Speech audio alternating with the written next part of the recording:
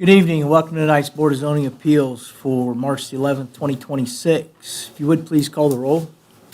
Rob Tidrow. Here. Nathan Sheets. Here. Sherry Oler Hemingway. Here. Josh Imhoff. Jeff Cook. Here. If everybody would please stand and cite the pledge with me. Pledge allegiance to the flag of the United States of America, to the republic for which it stands, one nation, under God, indivisible, with liberty and justice for all. We all received the minutes for the 2011-26 Let's start over. We all received our meeting minutes in our packet from February 11th, 2026. If there's no corrections or additions, I'll entertain a motion for approval. I'll make a motion to approve minutes.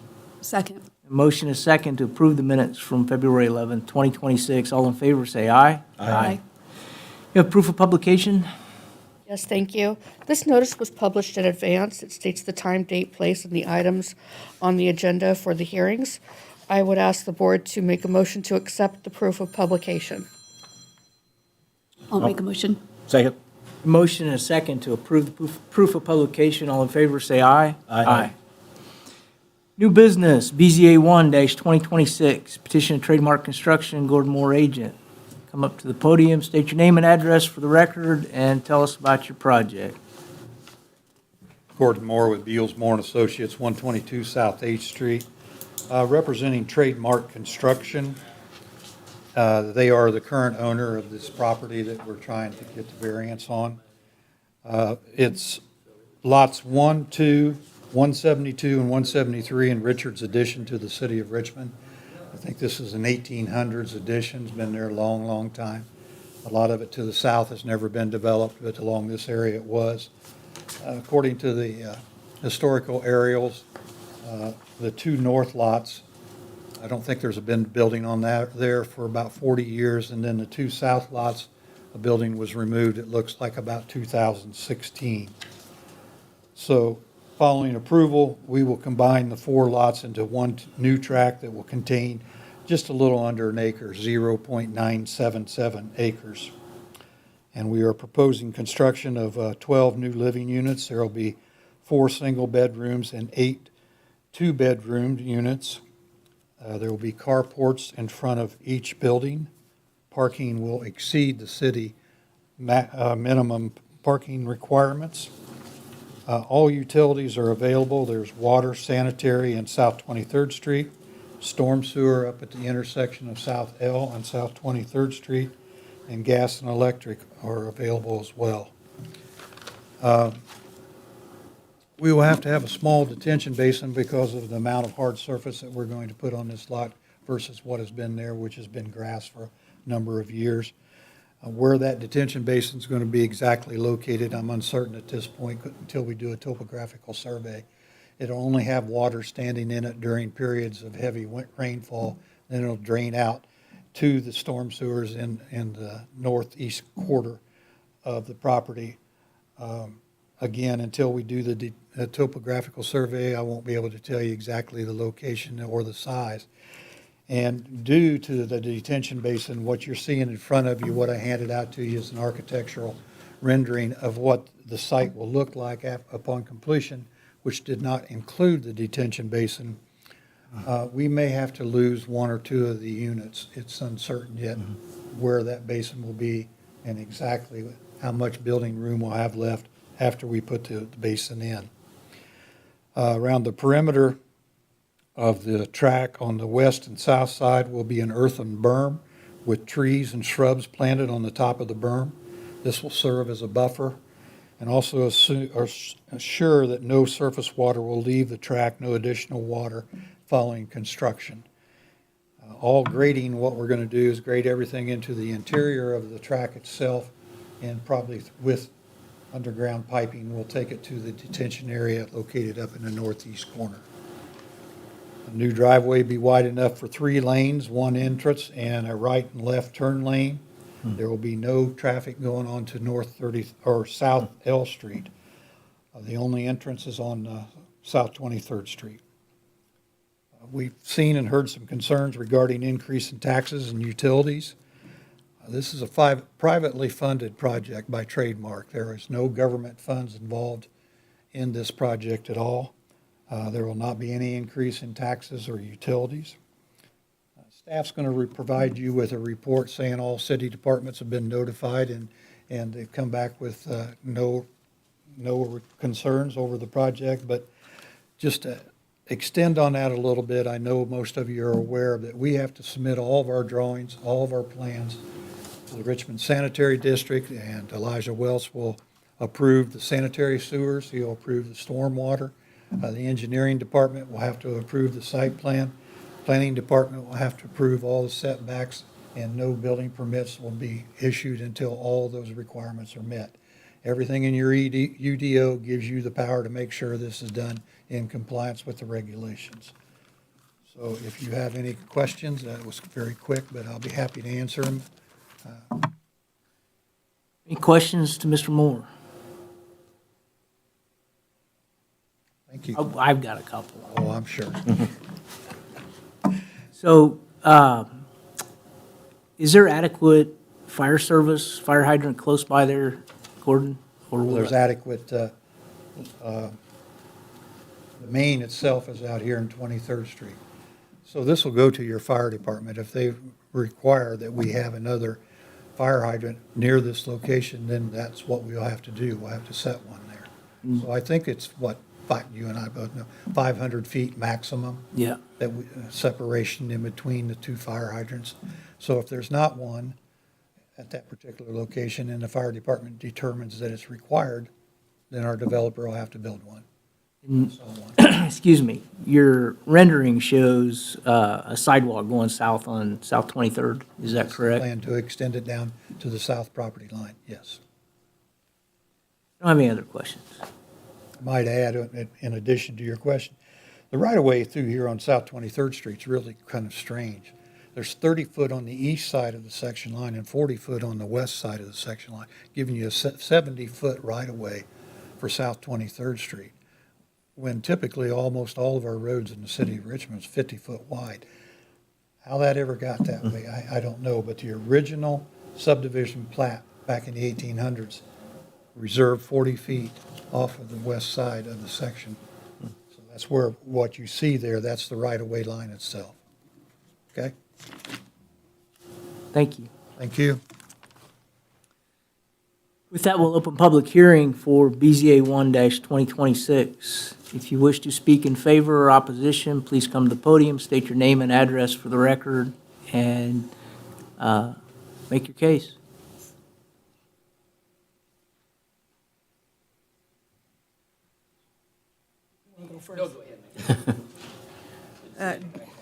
You said the address too? Yes, please. Dion Robinson, 2209 South L Street.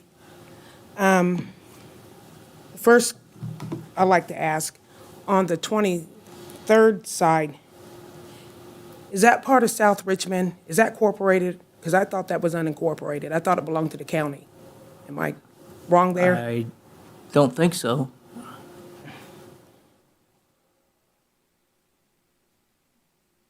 All right. And is that going to be one level? What we have in front of us are all one-level units with a 512 minimum pitch on the roof.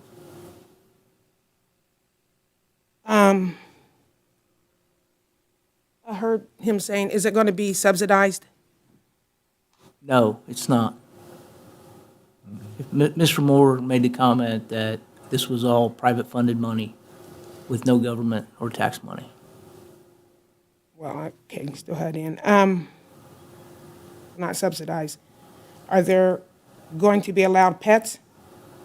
That's not for this board to, Can't do that one because we have country club and lots of strays there. ma'am, All right, so I one level? understand that. Okay, I'm just sorry. trying to explain our position Okay. is for the variance of the property. Okay. We can't regulate Okay. what the owner of the property does. No, I with that. didn't know if he's allowed to answer that. Okay, so I just wanted to see if it was one level. And also, if you can note, I do have a concern about that, about the drainage and where the water's going to go, since everything was cleared out. I I just want to state for the record, that's probably going to be a problem. So if you don't mind, Okay, I will ask Mr. Moore to come back and explain what the rules are on a development about how no water, more than what's there today, can leave that property. So this is what it's going to look like. So the requirement is pre and post construction. So we cannot allow any more water to go off of this property after it's constructed than what goes off of it right now. We have to find a way to maintain it on site, hold it on site, and feed it out at the exact same rate. because you know where you cleared all that back through this summer and the fall, it's all downhill. Now, let me see where we're at here. So this is one- South L Street. Yeah. Did you buy this one? No, I don't believe they own that one. Okay. It just got sold, so I didn't know if you were taking that one too. No. All right, so I'm, like I said, this house, another house, for the other house.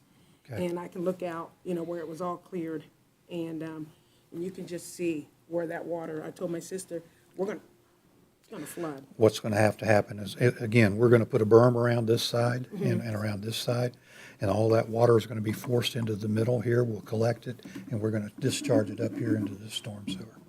So any additional water that is going to be generated off this site by the hard surface, we have to control by not only this code by the city of Richmond, but the state of Indiana as well. Okay? One more, but I forgot.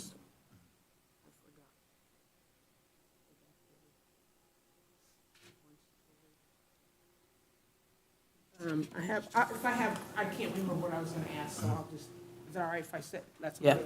Yep. Please, sir.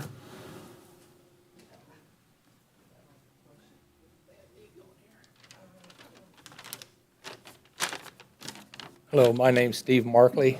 I live at 1220 South 23rd Street. I've been there 30 years. I'm not a public speaker, so if I jump around, you'll know. But it is zoned single-family housing now, and that was always the intention of the man that owned the lot before he sold it to these people. And he pretty much knew our intentions that, we didn't want anything other than single-family houses built on the lot. And he all but guaranteed, you can't guarantee anything, but he guaranteed that if he was going to sell it, he would sell it to somebody who was going to build single-family houses there. He also told the neighbor on the other side of that also the same thing. And so then I get this notice in the mail. I thought, oh, Jesus.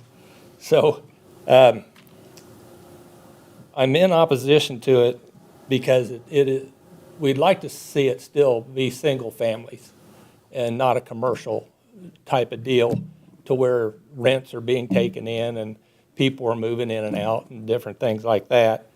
But on 23rd Street, at one time they were going to build the YWCA there. City said, no, you can't access 23rd Street. There's too much traffic coming in and out. Excuse me. Bad weather. Got my throat messed up. And same thing with the daycare center. They were going to build it next to the YWCA. No, you can't do that off of 23rd Street. The nursing home up the hill, Forest Park, was going to build down off of 23rd. No, they're not going to do that. They made them move up on top of the hill and access off of Vail. So, again, I went to 6 or 8 neighbors around the neighborhood and told them that they were building what I assumed, according to the thing, it was an apartment building. Well, now to find out, it's not a building, it's buildings, but they're still not single family. It's still just multifamilies. I still consider that as commercial and not single family, even though each one's going to be a separate thing. Again, talking to the man that sold the lot, he said that he was told that that was the intention, that they were going to build single-family homes there. And they said, that's why I let them have it. He says, because I guaranteed you and Bud next door that that's what I intended to, try to do, keep it single family. Well, we come to find out that now it's not.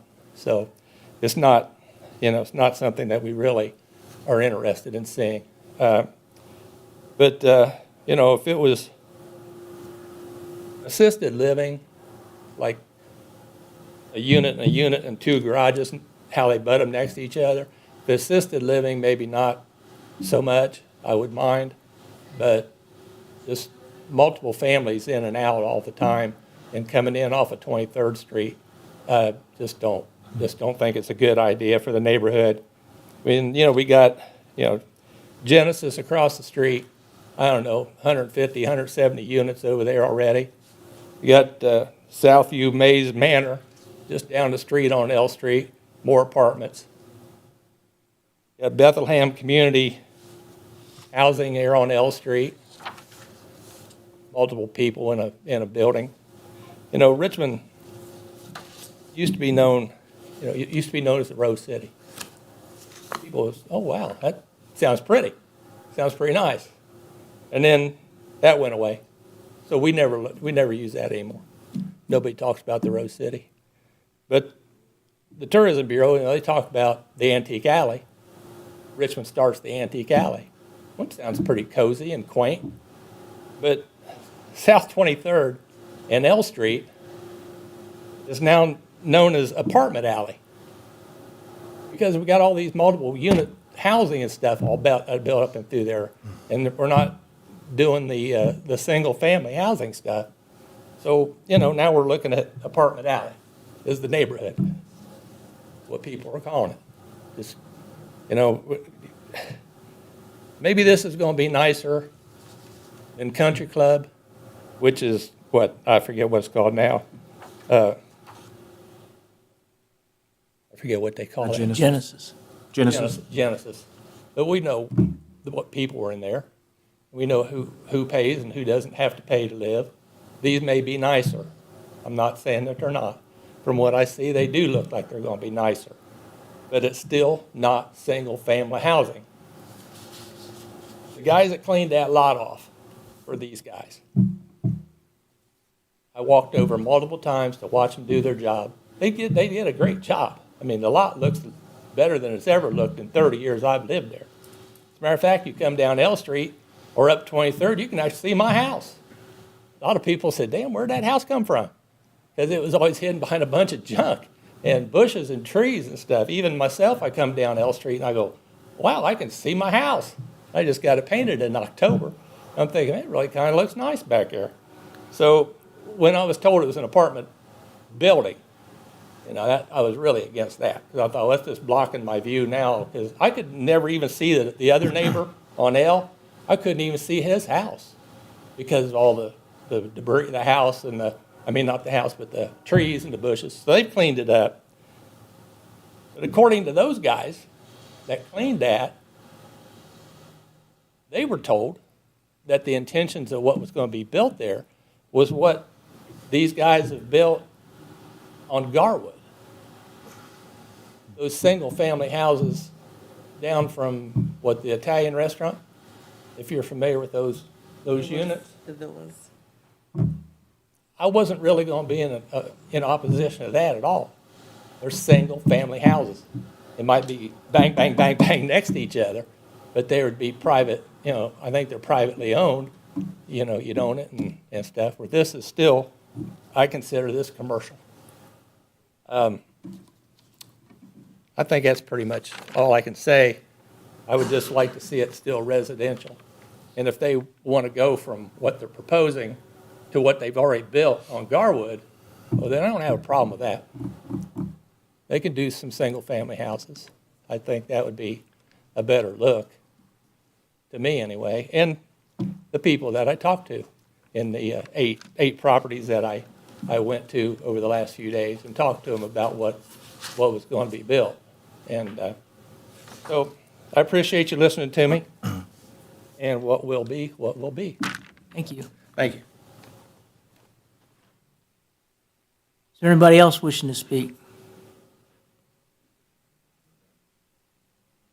Tom with Coldwell Banker, and I I own some property, so I've turned in some forms that might be read off today anyway, so I don't want to duplicate that information and waste everybody's time, but I would choose to speak in favor of this ordinance, mostly because I think that it's a really good use for this particular location, if you look at what all of the surroundings are, and because we know who this developer is. So having done that, I made some calls to them to talk about what the actual goal was to achieve there, and some of the things that were important to me, that they were all single-level units. So the fact that you're going to have the same kind of aesthetics as what you see with any of the residential houses that are right there on that quadrant of that four-way stop, I thought was important.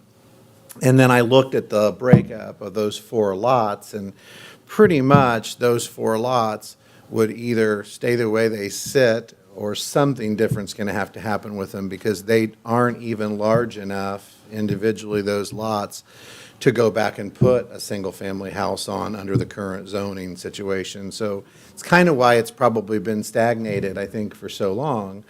And the fact that, for once, this is private money going into it versus public funds, I think is really nice to see somebody willing to put something in there. It also guarantees you probably some really good management and some really good control over the tenancy that would go into there, because they're going to want to make sure that they're protecting their investment, which I think is some extra protection that the surrounding property owners get, to know that somebody's got a pretty large investment into something like this. So chances of it being mismanaged or poorly managed are probably pretty slim. So I think those would be, other than what you might read in my letters, important things I didn't get brought up. And then another thing that I think, the fact that these are all on one level, that really would be a positive that will probably keep them full, keep them from having a lot of move-in and move-outs, is that these will be some of the only single-level, roll-in, handicap-accessible units that we're going to have that are new in the area. So yeah, you might have handicap accessibility with elevators and things like that, but for people who need some from when I called Trademark and asked some questions, that was something that really resonated with me, to have some importance, that these are going to be kind of roll-in, slab, brick, single-story units, and we just don't have a lot of that, so I think there's a lot of need for it. So for that reason, and the fact that I think it'll increase the tax base for Richmond, which will be a plus, because those 9 units will be taxed commercially, so it won't cost us tax dollars, but make us tax dollars. Those are my personal reasons as a real estate broker. Now, as a property owner, I think I sent some other stuff over, but those would be the reasons I would speak in favor. Thank you. Let the gentleman behind you go. Sure. Hi. Mike Frame with Trademark Construction. So I'm the builder, myself and Terry Robinson. We picked this, well, I don't know if we picked this piece of property, but this piece of property picked us. We had an opportunity to buy it. And in considering what we would do, we saw a need for some handicap accessible housing and rental housing in the city. We know there's a lot of rental properties currently being developed and built. This is nothing like that. We intend to retain these in an investment group that we formed, and we're going to continue to own them. We're going to see a lot of similarities to what you see at Reeveston Court, which is on the corner of South A and 18th, which my partner Terry owns currently. And the longevity of that property has been really good and beautiful. So we intend to do a lot of those kind of things, and brick buildings are something that's on the table, which have some good features as far as longevity goes. I guess I just wanted to get up here and see if you had any questions of me. So you're going to retain ownership. So that means you're going to retain management and upkeep and all of that right here in Richmond? We are. Well, some of the people involved are owners of Water Tower Terrace, the Arbors, a couple of the 4-unit buildings in the Arbors. some scattered single-family units. Of course, Reeveston Court, I mentioned, those kind of properties. And we, most part build the properties that we use as rental. If there's turnover, we turn them back to being brand new again. And that's kind of how we're offering a product in Richmond that's a little different than you might see. And it's also why we are able to rent things for what we can rent them for, is because, they stay brand new and well-maintained. Do you have a range, Mr. Frame, of what you anticipate the rental properties to cost somebody that wants to do that? I unfortunately do not, and it's something I actually discussed with Terry, knowing that I was coming into this and knowing that question might come up. We don't. We're still in the process of, first of all, you create the stuff we've created to show you just enough to say, okay, you're going to be good with this, and then we move to the next step, which is getting better drawings together that we can put a price on, and try to price it up and figure out what our cost perspective is going to be. But with that said, we're targeting them to be somewhat affordable. We want them to be affordable. They're not going to be Section 8 or anything like that. They're going to be market rate, but we want them to be more on the affordable side. What do you anticipate your investment to be if this is approved to get these built? Well, again, I don't know for sure that, but I can't see it being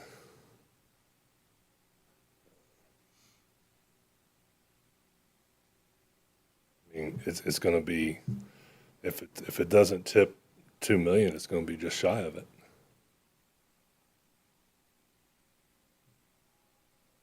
I don't have any other question. Anybody else? I have a question, Mr. Chair. Mr. Moore had mentioned retainage pond someplace probably on that north side. Yeah. And he was talking about if it doesn't fit in what's available now, you might have to do away with some of the apartments. Yeah, so he called me earlier and he said, we can keep these the way they are and do some underground retainage, and I've done that in other sites. The problem is that drives the cost up very significantly, and I fear that that's gonna kind of make it to the point where it's not no longer viable. So taking a few of the units off the board to create a space for some on-site retainage is probably the way we would lean. So you have 12 right now, so you would take them away, or would you add them as a bi-level? No, Keep them single level. We're pretty steadfast on staying Okay. one level and accessibility. And I don't know how familiar you are. I think Jeff's probably more familiar with Class A and Class B accessibility. So we would have a mix of those units there, and we're pretty steadfast on having that. Okay. Thank you. Okay. That's all I have. Anyone else? Thank you. Thank you. Sure. No. Everybody has this. That's why we have public hearing. Well, I don't do this ever. I don't come in front of people and talk like this, but I'm still concerned about the multi-use in this single-family zoned area. And then they're talking now, about the retaining pond. Well, I don't know what that does with collection of mosquitoes and stuff in the neighborhood. I don't know. Don't need that. And if it's going to be fenced in, these people are going to be able to answer maybe some of my questions that you haven't asked, and I'm glad that you asked some questions because things I don't think of. But if it's going to be So, fenced, Can I pause you for just 1 second? Yeah. Gordon, can you explain the detention basin so that everybody understands that it's not a standing water and? yeah. Yeah, and we're using the word retention. And there's two different. Retention means you're going to have water in at all times. Detention means that water is going to drain out shortly after the rainfall. And in this case, because of the elevation of the storm sewers available to us up on South L Street, it's going to be a very shallow basin. It'll have to be wider than probably normal, but it'll have 3-to-1 slopes. And so there won't be a safety issue, and it's not going to be more than, I would never anticipate more than 2 feet of water in it at any time, just because of the grade of the storm sewers. The 3-to-1 slopes, they'll be available to maintain them and hopefully keep the mosquitoes down to a minimum. But Will they spray? I don't know, I can't answer the maintenance, but I would assume if that becomes an issue, yeah. But I've done 200-300 of these things, and we just don't have issues when we make sure that we have them flat, and we make sure that the grade going in and out of them is 3-to-1, and that they can be maintained with a mower. That's how we do it, so. Will most of the, when you say there may be 2 feet of water, that'll just be during storm periods and In a few hours afterwards, a few hours afterwards, but the majority of the time, it'll be a dry basin. it'll be a dry basin the majority of the time, yes. Now, rains like we've had here recently, yeah, you're gonna have some standing water for a period of time. All bets are off. I'm looking for a cubit ruler. Yeah, it's true. We'll design them that there won't be, unless it's 100-year flood, and you can't have rain on that. But the typical rain like we've had, we're gonna control that on site. Thank you. And Mr. Tom brought up the fact, well, that's been sitting there forever. Well, yes, it has been sitting there forever because it was always in the family.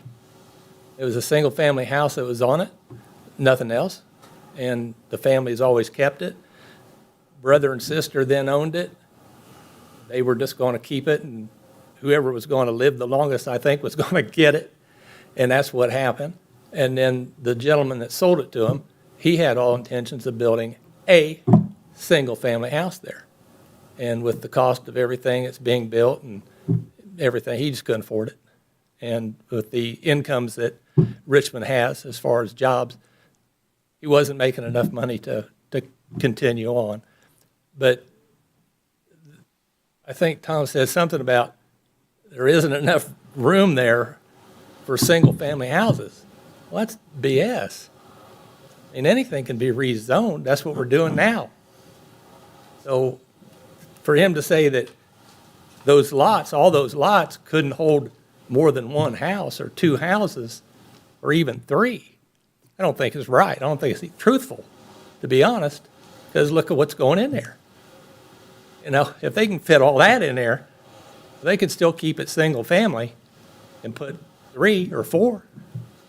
So that's why it's been sitting empty all the years. It wasn't that it was useless. The family was keeping it for a reason. And the grandson, now he can't afford it, so he decided to sell. So, thank you. Thanks. I just wanted to oppose again. We have privacy fences, and I just wanted to know where it sat. Could they see inside, our privacy fence that we spent money on? And then as far as Reynolds, next to us, I don't know if it's been sold, but the brick one's a rental. I'll just be honest, it was his property. It's terrible living next to that, being a rental. And then down on 22nd Street was another one that was a rental that belongs to him. There was never a garage door up until maybe a couple months ago. And the people had to live there without a garage, and then, and just those 2 rentals, the ones that's beside me. And so I just don't need a whole bunch more up there. We just want peace and quiet, and L Street is, 1-story houses. It just doesn't make any sense to put an apartment complex there. And especially, like I said, is it gonna set up enough where they can see inside our yard? Because us and the neighbor, and then the one behind, she didn't come tonight, we all have privacy fences for a reason. So, that's it. Thank you. Anyone else wishing to speak? In clarity, because I don't want him thinking I was trying to bamboozle. What I was saying is, those are 4 separate lots that are the way they're zoned, that they're not wide enough or deep enough individually to meet the requirements to build the house that's that would meet that zoning criteria. So that's where I was going with that. I don't want him to think I was saying you couldn't build a house on them. You could build one house if you wanted to combine all four, kind of like we're talking about. But the reason that they probably haven't, and I don't know anything about the family situation because I'm not here with the developer. I'm just saying that that was my point there. It wasn't that you couldn't build a house, one house on all four lots, but that the way they are laid out, they don't meet. So I didn't want you to feel like I was spinning the story the wrong way. Well, the 4 lots doesn't mean 4 houses. That could be 3 houses, 2 houses, but they would be 2. Is there anybody else wishing to speak? Hearing and seeing none, I'll close public hearing and we'll hear the staff report. Thank you. The petition of Trademark Construction LLC, owner Gordon Moore, agent, looking for requesting a variance of use to allow a 12-unit apartment complex to be constructed in the medium-density, single-family R2 district at the corners of South 23rd and South L Street. The UDO that we are seeking relief from is Article 2.09. Apartment complexes is not a permitted use. The proposed variance would allow a 12-unit apartment complex to be constructed on 4 lots in the medium single-family residential zoning district. The property was originally platted in 1926 as part of the Richards addition. Historical imagery shows a structure on the property in 1954 and gone between 2014 and 2016. There is no information in the property file as to what type of structure. On February 25th, 2026, the public hearing was advertised in the Western Wayne News. On February 25th, 2026, 22 adjacent property owners were notified about the variance and by public hearing by mail. We received 5 responses, 3 opposed and 2 in favor. Tara Robinson, 2209 South L Street, opposed. Kenneth and Sue Harto, opposed. City of Richmond Infrastructure and Development. This letter is in regards to building an apartment complex in a residential area, 23rd and L Streets. We are adamantly opposed to this building project. Our reasons are as follows. 1, from E Street to L Street, there are 2 apartment complexes and a subdivision on 23rd Street. The apartments are a constant source of aggravation. We are constantly subjected to loud and obnoxious car noises, frequent police and fire visits, and constant traffic coming and going. Another apartment complex will just add more of the same. We purchased our home with the understanding that it was a residential area. Number 2, the traffic on that corner, 23rd and L, is already heavy. People use L Street as a drag strip as it is. More traffic means more dangerous possibilities. Number 3, school buses are picking up children daily for the complex, leading to backed up traffic. 4, city buses run every hour. 5, emergency vehicles run frequently back and forth to the nursing home on the other corner of L Street. Number 6, 23rd Street from E Street to L Street is a mess. The road is narrow, has no curbs, no sidewalks, and enough potholes to do heavy damage to a car. 7, semi-trucks with trailers use the street. 8, adding another apartment complex will just create more problems and will do nothing to enhance this area. Number 9, many of us in this area are retired and can't afford the additional taxes, increases in utilities, and the dangerous situations we will face with more traffic from this project. We respectfully ask that the city not allow this to go forth.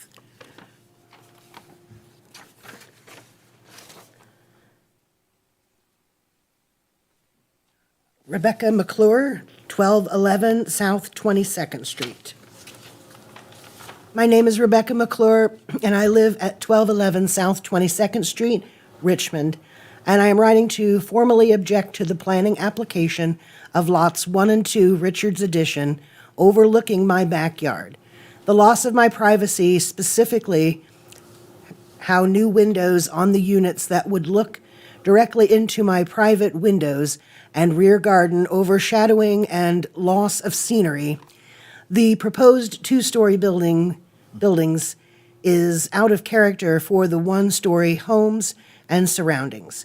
Traffic and access in and out if it has only one entrance and exit. This could cause drainage issues for my and other yards from this that would be adjacent to this construction.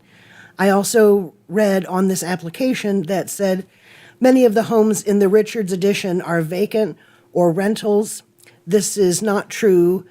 All of the homes that will be adjacent to these apartments are family homes and are owned, not rented, and a lot of us families have lived in the houses for years.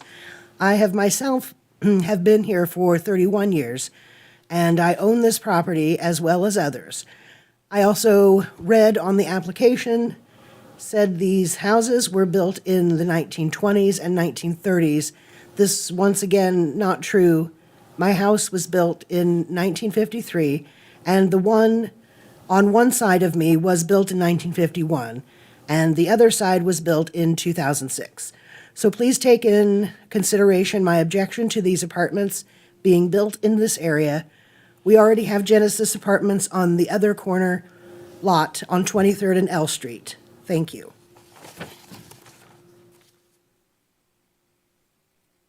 And two in favor. KT Property Group, 1224 South 23rd.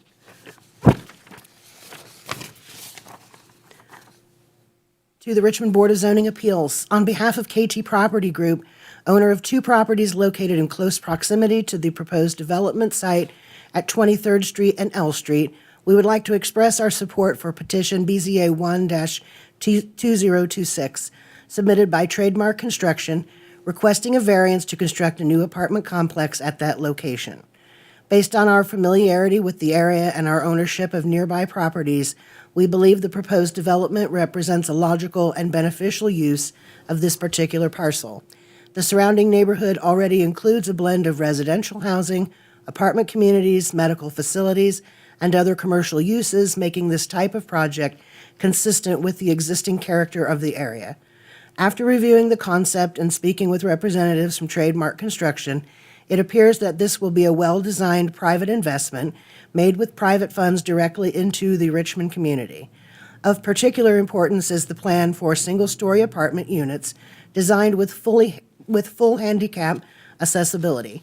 Housing that is accessible and easy to navigate is something that remains in short supply in the Richmond area, and developments that address that need provide an important service to the community. The location of the project also appears well-suited for this type of housing, given its proximity to existing apartments and the nearby nursing facility.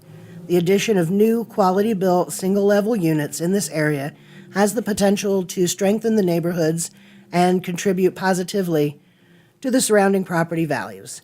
As a nearby property owner, KT Property Group believes this development would be a positive addition to the east side of Richmond and would serve a meaningful housing need within the community.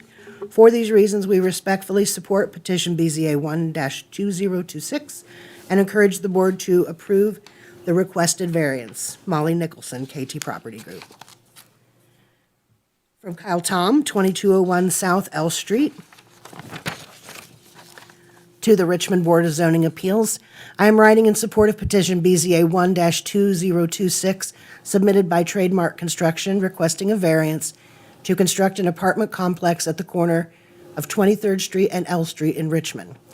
In my opinion, this project represents an exceptional and appropriate use of that particular parcel of ground. The surrounding area already includes a mixture of commercial properties, residential housing, and nearby apartment communities, making this type of development consistent with the character of the neighborhood. After taking time to learn more about the proposal and speaking with representatives of Trademark Construction, it appears this will be a high-quality private investment being made directly into our community. The plan to construct single-story units with handicap accessibility is especially noteworthy. Richmond has a clear need for accessible housing, and developments designed with accessibility in mind provide an important benefit to many members of our community. Additionally, the location near existing apartments and directly across from the nursing facility seems particularly well-suited for this type of housing. New, well-built, single-level units of this kind have the potential to enhance the surrounding area and contribute positively to property values. As a property owner in this immediate area, I believe this project would be a positive addition to the east side of Richmond and would serve a meaningful community need. For these reasons, I am in favor of petition BZA 1-2026 and respectfully encourage the board to approve the requested variance. Kyle Thompson. Thank you. Planning staff consulted with all city departments and utilities to determine any objections based on the public health and safety. No health and safety objections were raised. Staff recommends approving the petition to allow a 12-unit apartment complex to be constructed on the 4 lots in the medium-density, single-family residential zoning district, and that would be in Article 2.09. Upon these findings of facts, number 1, the approval of the variance will not be injurious to the public health, safety, morals, and general welfare of the community because the proposed 12-unit apartment complex will comply with applicable development standards, provide adequate parking and access, include a required stormwater detention pond to properly manage the runoff and remain compatible in scale and design with surrounding residential uses. It will not create adverse impacts on traffic, safety, property values, or neighborhood character, and therefore will not be injurious to the public health, safety, morals, or general welfare of the community. Number 2, the use and value of the area adjacent to the property included in the variance will not be affected in a substantially adverse manner because adjacent properties would not be affected in a substantially adverse manner because the proposed 12-unit apartment complex is residential in nature and compatible with the surrounding neighborhood. It will meet applicable setbacks, height, and parking standards, including a proper stormwater detention to control the runoff, and is not expected to generate traffic noise or lighting impacts beyond what is typical for a residential development. Number 3, the need for the variance does arise from some condition peculiar to the property involved because 2 of the lots contain 8,500 square feet. However, R2 zoning requires a 12,000 square feet for a new single-family dwelling. The other 2 lots meet the 12,000 square feet requirement, but are only 60 feet wide, which does not meet the R2 zoning requirement of 80 feet in width for a new single-family dwelling. Number 4, the strict application of the terms will constitute an unnecessary hardship if applied to the property because due to the limited size and width of the lots, it would be extremely difficult to construct a single-family home that meets today's market standards. Number 5, the approval does not interfere substantially with the Richmond Rising Community Action Plan because the plan's future land use identifies the subject property as traditional neighborhood moving forward. Among numerous land attributes for the traditional neighborhood, this residential use is consistent with Richmond's comprehensive plan. And I'll be happy to answer any questions. Any questions of staff?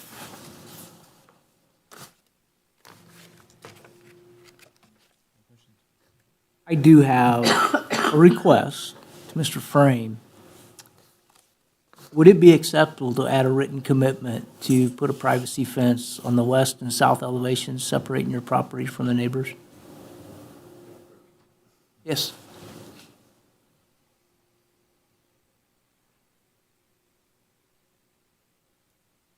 So it definitely is our desire to create some kind of screen where we have some kind of separation and some privacy because those areas that you're talking about is going to be the backyard of the people that live in these apartments. So they need to have a little bit of privacy.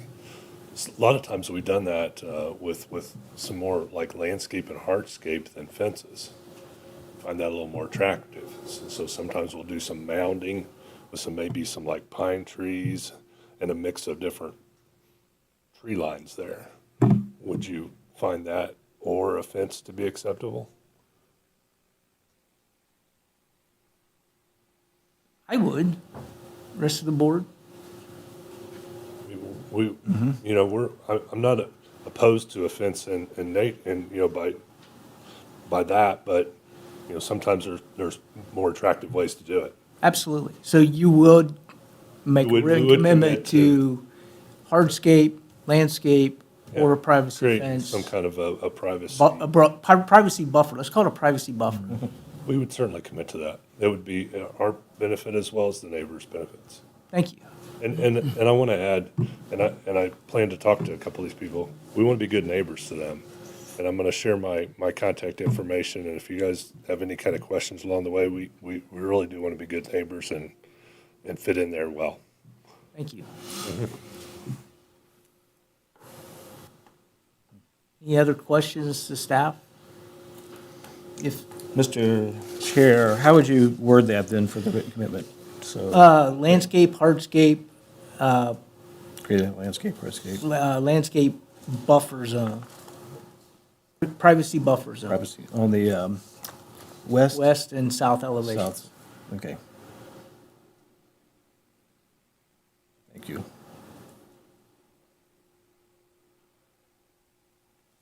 Any other questions? If not, I entertain a motion for BZA 1. I'll make a motion to accept BZA 1-2026 based on staff report, finding of facts, and the written commitment that the chair proposed. I'll second. A motion is second to approve BZA 1 based on the finding of fact and the written commitment. Call the roll, please. Rob Tidrow, Aye. Nathan Sheets, Aye. Sherry Oler Hemingway, Aye. Jeff Cook. Aye. Motion carries. Good luck to you. Next on our agenda is BZA 7-2026, petition of Richmond FC LLC and for 3 development standards for signs at I have to find out how to. 615 East Main. Hi, everyone. I'm back. You remember me from last month. This time with actual. If you would, state your name and Oh, address sorry. for the record. Sarah please. Aldruby. Thank you. 6045 Schooler Drive, Whitestown, Indiana. We're here to go over our signage. I'm sure you guys see our development downtown every time you come here. The first variance we're asking for is the location of the signage. The requirement here is to have it 10 feet off of the center of the main entrance. If you can go to the first slide, please. We are asking for additional 3 feet. That one, yes. For an additional 3 feet because the structure hosting the signage is centered in the stairwell instead of right above the main entrance. So we need to shift it, and that will require an extra 3 feet east, looking straight at it.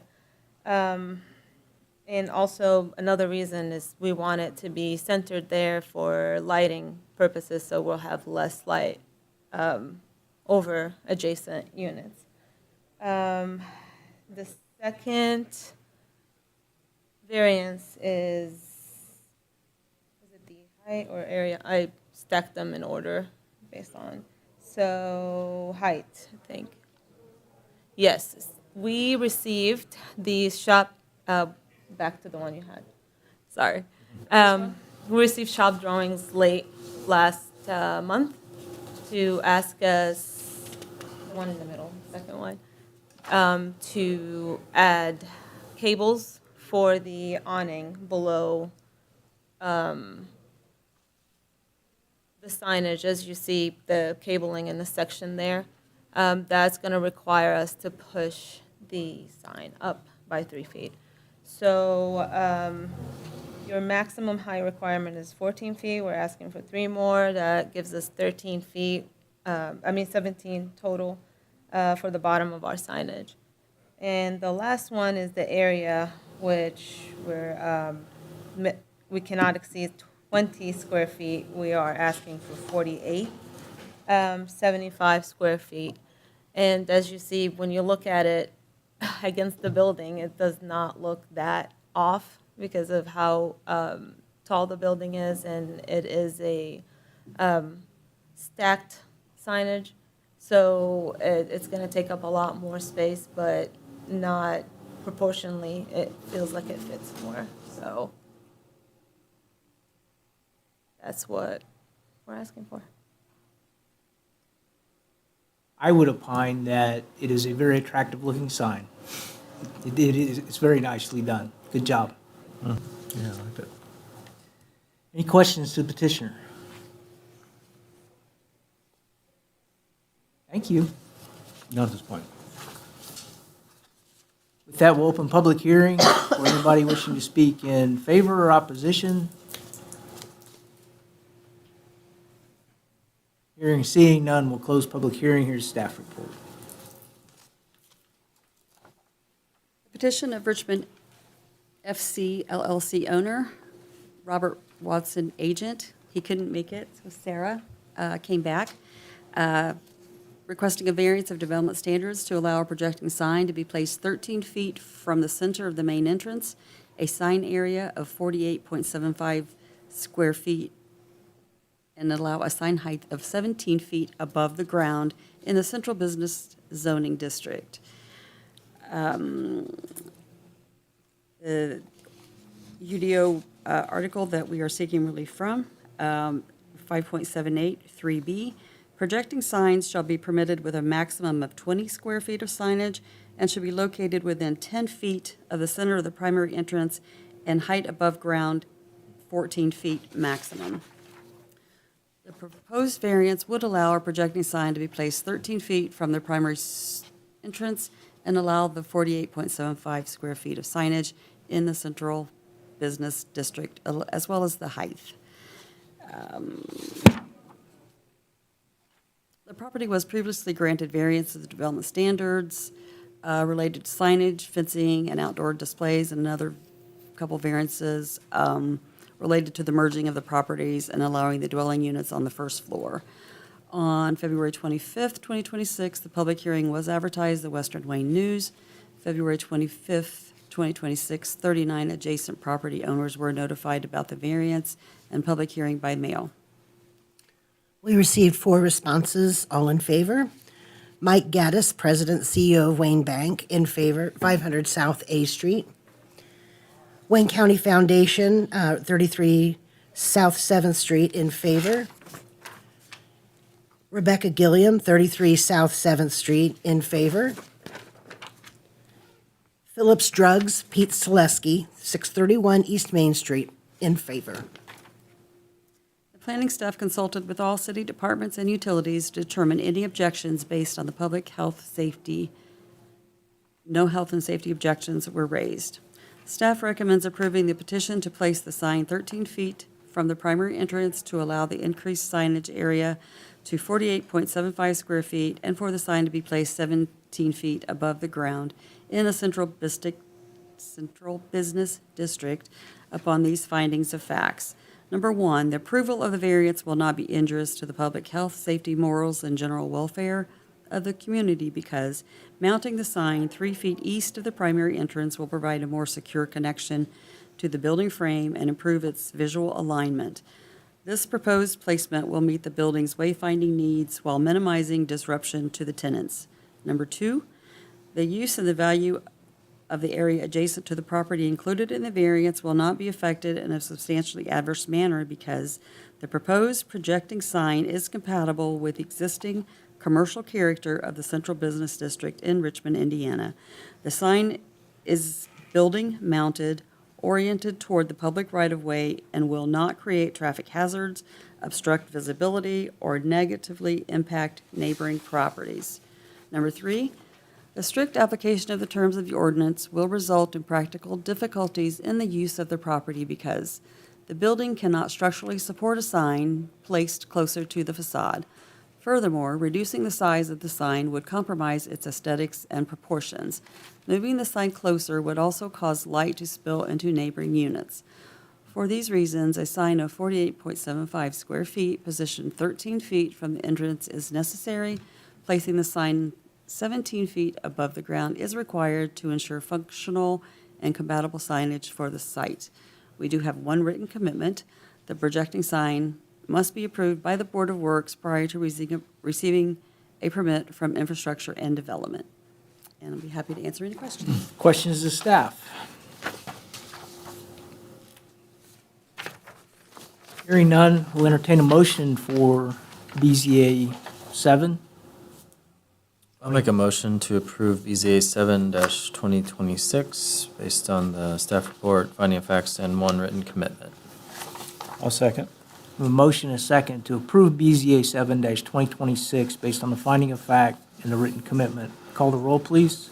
Rob Tidrow. Aye. Nathan Sheets. Aye. Sherry Oler Hemingway. Aye. Jeff Cook. Aye. Good luck. Thanks for coming back. Thank you very much.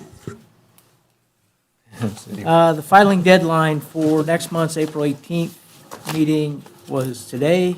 I'm sure we have have one. one. With that, I'll entertain a motion to adjourn. Make a motion to adjourn? All in favor? Aye. We are adjourned. Thanks, everybody. Thanks.